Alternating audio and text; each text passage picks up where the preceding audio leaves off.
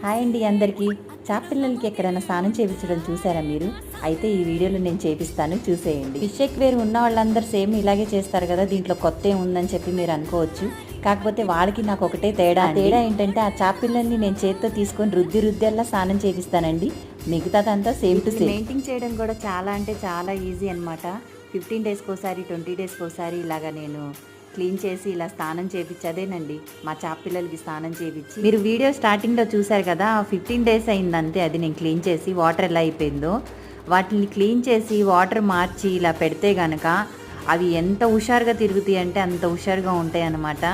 ఒక వారం దాకా బాగా కలర్ఫుల్గా ఉంటుంది. ఏంటి వాటిని నలిపేస్తుంది అని చెప్పాను అనుకోబాకండి, నేను సాఫ్ట్గా స్మూత్గా రుద్దుతున్నాను అనమాట. వాటికి పైన స్కిన్ పైన జిగురుగా ఉంటుంది కదా, అలాగా రుద్ది స్నానం చేపిస్తాను అనమాట. మా పిల్లలు ఎంత బుద్ధిగా స్నానం చేసి ఎక్వేరియంలో ఆడుకుంటున్నాయో. మీలో ఎంతమందికి ఫిషెస్ పెంచుకోవడం ఇష్టమో కామెంట్ చేయండి.